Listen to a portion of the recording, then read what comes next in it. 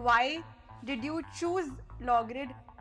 क्योंकि आपके बहुत पॉडकास्ट हो चुके हैं ऑलरेडी, तो लोगों को हो सकता है कि they don't want to listen again. एक तो कि आप आ गए और आपने नॉर्मल रूटीन क्वेश्चन पूछने स्टार्ट करे, पर रिसर्च बेस्ड पॉडकास्ट होना अपने आप में टीम का हार्डवर्क शो करता है, रिफ्लेक्ट करता है। तो मैं सारे व्यूअर्स को कहूँगा आप चैनल को सब्सक्राइब कीजिए और ज़्यादा से ज़्यादा शेयर कीजिए। Do you think lawyers make good leaders? Possibility है बहुत ज़्यादा। क्यों, ऐसा क्यों? पढ़े लॉयर्स। लिखे एडवोकेट्स हैं हम्म। तो हर एक चीज़ की नॉलेज हो जाती है ठीक है। एडवोकेट को, तो काफ़ी प्रैक्टिकल अप्रोच रहती है, तो उसका अच्छा। फ़ायदा पॉलिटिक्स में मिलेगा।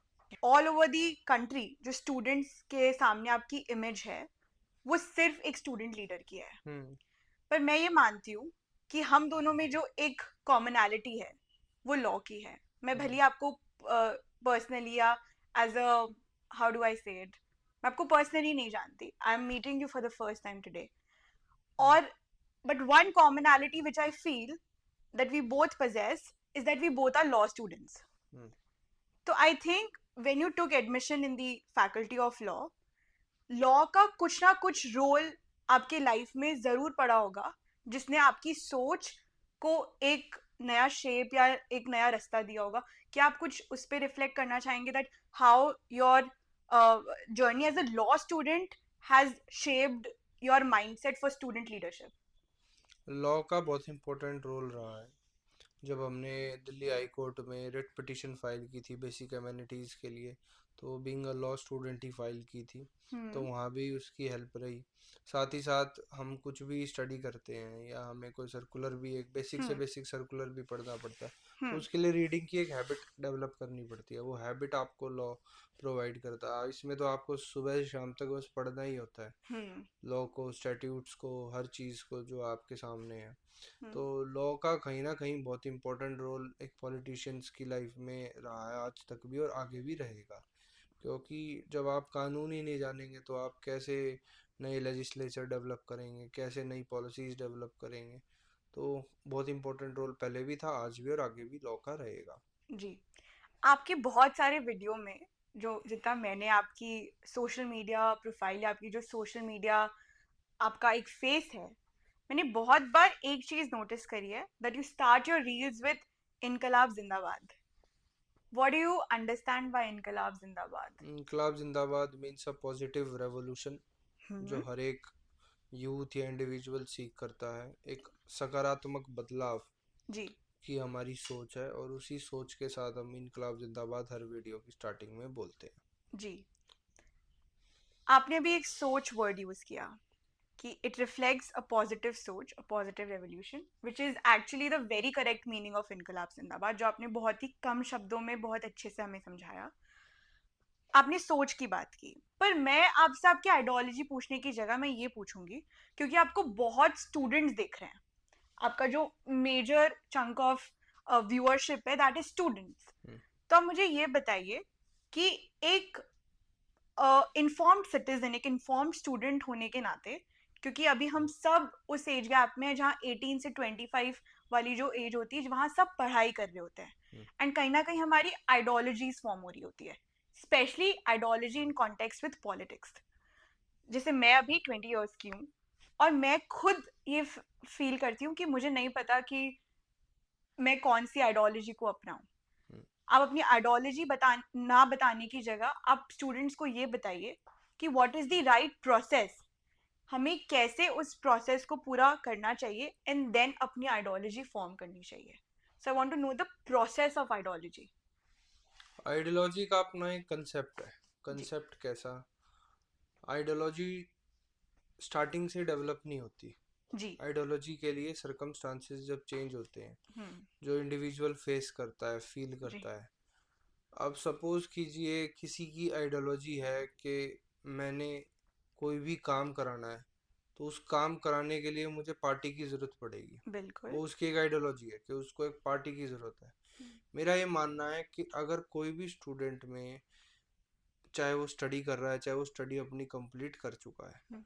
वो इतना सक्षम है कि वो अपने काम खुद करा सकता है, उसको पार्टी की ज़रूरत एट दी एंड पड़ेगी। स्टार्टिंग में उसको कोई पार्टी की ज़रूरत नहीं पड़ेगी, जी। जो भी अपने उसको काम कराने हैं। तो एक स्टैटिक आइडियोलॉजी होना, बिल्कुल एक रिजिड आइडियोलॉजी होना, वो कहीं ना कहीं आपके बिहेवियर को अफेक्ट करेगी, हम्म। आपकी कम्युनिटी को अफेक्ट करेगी। आप हम्म। ज़्यादा लोग अपने साथ नहीं अटैच कर पाएंगे। बिल्कुल। आप उसी टाइप के लोग देखेंगे जो आपकी उस रिजिड माइंडसेट के साथ मेल खाते हैं, जुड़ते हैं। साथ ही साथ एक लिबरल आइडियोलॉजी होना, लिबरल इन द सेंस कि सबको एक साथ लेकर हम्म। चलना। हम्म। सबको एक साथ लेकर चलने में हम अगर बात करते हैं, तो कोई भी स्टूडेंट लीडर, चाहे वो क्लासेस में क्लासरूम से लेकर बात कर रहा हो, या एमेनिटीज़ की बात कर रहा हो, या अदर कम्युनिटीज़ की बात कर रहा हो, सबको एक साथ लेकर चलना एक लिबरल अप्रोच एक स्टूडेंट लीडर की बताता है। बिल्कुल। तो आइडियोलॉजी का बहुत सिंपल कंसेप्ट है कि जो सबके वेलफेयर के लिए आइडियोलॉजी हो, हम्म। जो सबको साथ लेकर चले, वो आइडियोलॉजी मैं प्रेफर करता हूँ। और वही मेरा मानना है कि देश के लिए और समाज के लिए वेलफेयर की चीज़ साबित एट द एंड होगी। क्या है? हम्म। अब आपकी सोशल मीडिया इमेज पे चलते हैं. They call you the real leader, the real student leader. They call you the Matka man. They call you etc. etc.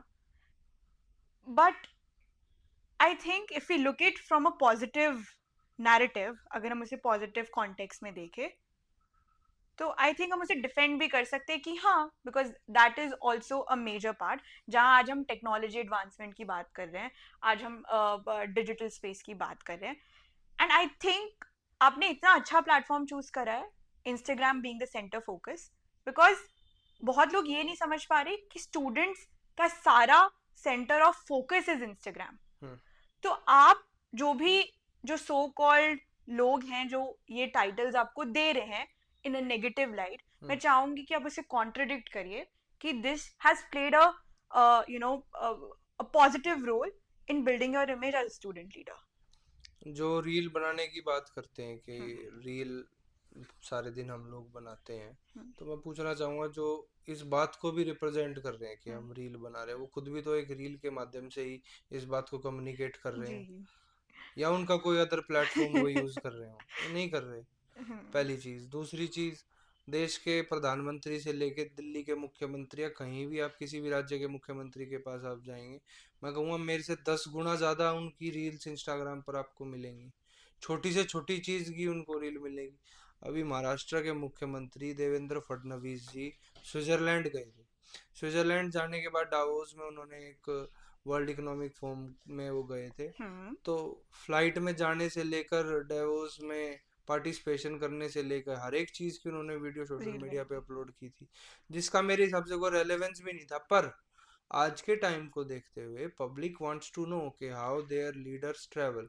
तो मेरे पर्सपेक्टिव से वो सही है, पर किसी के पर्सपेक्टिव से वो ये अपने ही लीडरों को फिर वो रील मंत्री कहने लग जाएंगे। हम्म. तो पब्लिक को भी तो पता चलना चाहिए कि हाउ उन लीडर्स ट्रैवल, या उनके चीफ मिनिस्टर कैसे ट्रैवल कर रहे हैं। तो मेरे हम्म. हिसाब से वो गलत नहीं है। अब आज के टाइम पे आप स्टूडेंट्स की बात करें, मैक्सिमम स्टूडेंट इंस्टाग्राम यूज़ करते हैं। जब हम्म. इंस्टाग्राम पे उनको उनके लीडर्स एक्टिव दिखेंगे, तो उनको हम्म. एक फेथ डेवलप होगा। यस. उस फेथ का कारण वीडियोस पोस्ट करना है। अब हम काम करें, हमारे काम को लोग कैसे बता पाएंगे कि हमने काम किया है या नहीं किया? हम पर्दे के पीछे कोई काम करते हैं, उसको हम नहीं शो करते, तो स्टूडेंट्स को कैसे पता चलेगा कि कुछ काम उनके प्रेसिडेंट ने, जिनको उन्होंने वोट दिया, उन्होंने कुछ किया? जी. तो वीडियोस पोस्ट करने का मकसद सिर्फ एक है कि स्टूडेंट पॉलिटिक्स की तरफ एक पॉजिटिव चेंज के साथ जाए, कि हम्म. हम एक पॉजिटिव लीडर को चूज किया है, या बिल्कुल. हम भी एक पॉजिटिव लीडरशिप को बन सकते हैं। और पॉलिटिक्स आज के टाइम पे हमने कैंपस में अप्रेज किया है वीडियोस के माध्यम से। जी. स्टूडेंट्स अवेयर हुए हैं। पहले स्टूडेंट्स को पता ही नहीं था, स्टूडेंट्स को गुड साइड पता ही नहीं थी पॉलिटिक्स की, कि ऐसे भी पॉलिटिक्स हो सकती है। हम्म. हम्म. क्योंकि जो आज तक के पहले लीडर्स रहे हैं, या तो वो चलते हुए की वीडियो डाल देंगे, गाड़ी ड्राइव करते हुए की वीडियो डाल देंगे, जिनका कोई रेलेवेंस नहीं है। काम की एक वीडियो नहीं मिलेगी, बाकी हर चीज़ की आपको वीडियो मिल जाएगी। अब हमारे इंस्टाग्राम पे जाएंगे तो काम के अलावा किसी भी चीज़ की आपको वीडियो नहीं देखने को मिलेगी। तो वो हमारी पर्सनैलिटी को रिफ्लेक्ट करता है कि हम काम की आइडियोलॉजी पे बेस्ड हैं। स्टूडेंट कल्चर, वर्क कल्चर हम लोग बनाना चाहते हैं। आप प्रेसिडेंट बनने के बाद नॉर्मल लाइफ जी रहे हैं, मतलब कॉलेज जाने की, पढ़ाई करने की, टीचर्स से मिलने की, मतलब बिल्कुल, हो पर पा रहा कम है? हो चुका है। जा तो रहे हैं, कर तो रहे ही हैं। अच्छा, तो आप अभी भी अपने फ्रेंड्स और के साथ कनेक्ट में हाँ हैं? जी, हाँ जी। तो आप कितने बार चले जाते हैं महीने में कॉलेज? नहीं, रेगुलर ही हो जाता है, एक दो बार तो वीक में जाना ही पड़ता है मिनिमम। अच्छा, और आपका फेवरेट लॉ सब्जेक्ट कौन सा है? फेवरेट लॉ सब्जेक्ट हाँ। अभी इलेक्शन लॉज मैंने लिया है 6 सेमेस्टर में, देखते हैं कितना इंटरेस्टिंग रहेगा। अच्छा, और क्रिमिनल लॉज आपको नहीं पसंद? क्रिमिनल लॉ भी अच्छा है, अच्छा, इंटरेस्टिंग है। ठीक है। अभी रिसेंटली दिल्ली इलेक्शंस हुए थे, उसमें we have the results with us, कौन जीता किसने की।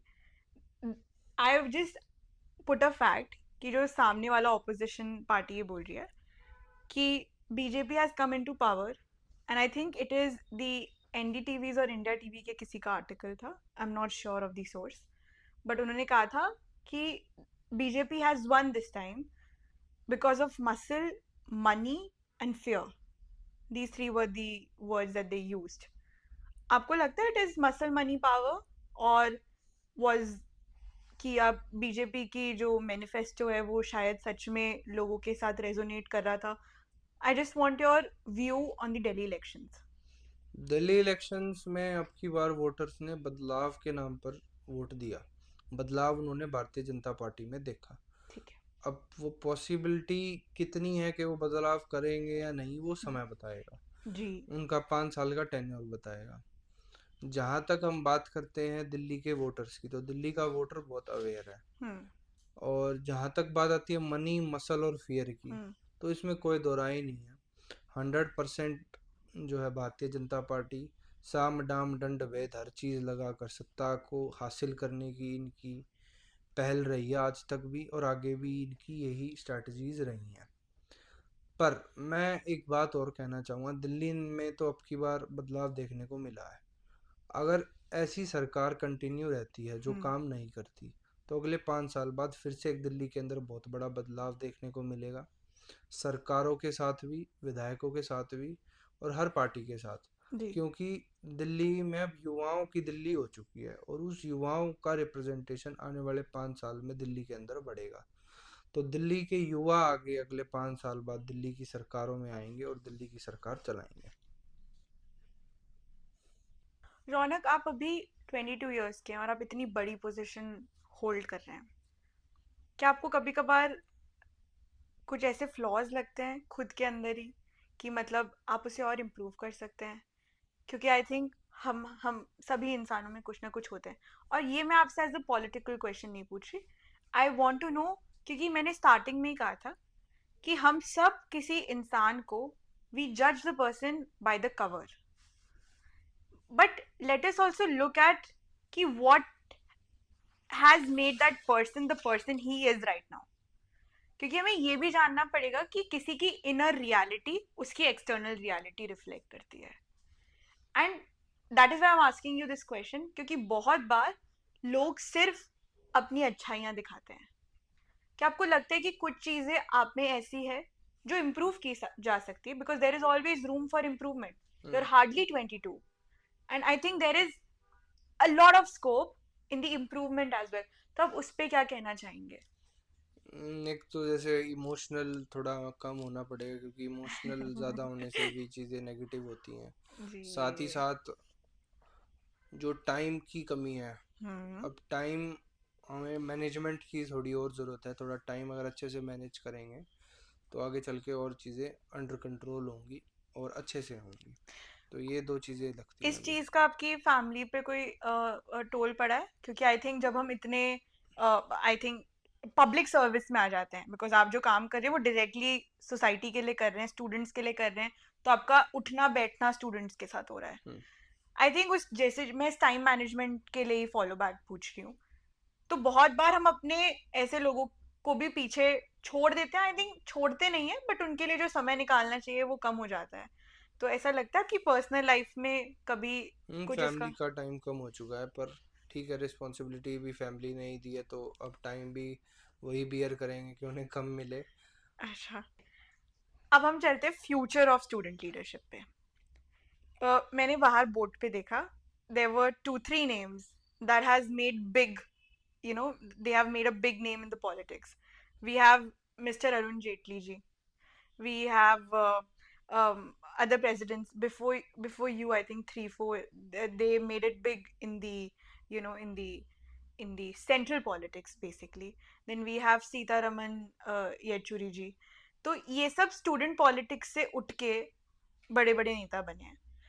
पर आज ये भी बोला जाता है कि it is just a ladder, ये सिर्फ एक सीढ़ी है जो पार्टी यूज करती है टू शो कि अच्छा ठीक है हम स्टूडेंट लीडरशिप प्रमोट कर रहे हैं. क्या आपको लगता है कि सच में स्टूडेंट लीडरशिप का आगे मेजर सेंट्रल लीडरशिप में कुछ रोल है, या आपको लग रहा है कि, क्योंकि बहुत बार देखा है मैंने कि डूसू के इलेक्शंस में वो जीत जाते हैं, प्रेसिडेंट बन जाते हैं, पर after that their political career stops. So what is that reason कि या तो उनकी पर्सनल लैकिंग हो सकती है, पार्टी लैकिंग हो सकती है, सपोर्ट होना लैकिंग हो सकती है. आपको क्या लगता है कि is there a future for student leadership? Student leadership का आने वाले 10 सालों के अंदर हम्म. देश में स्टूडेंट लीडर्स ही सरकार चलाएंगे, क्योंकि पढ़े लिखे एजुकेटेड लीडर्स की इंडिया को यस. नीड है. यस. तो फ्यूचर बहुत ब्राइट है स्टूडेंट लीडर्स का, जो एक्टिवली स्टूडेंट्स की प्रॉब्लम को सॉल्व करेगा. कल वही स्टूडेंट पॉलिटिक्स से उठकर देश की सेंट्रल पॉलिटिक्स में जाएगा. इसी के साथ हम एंड करेंगे, but with a rapid fire.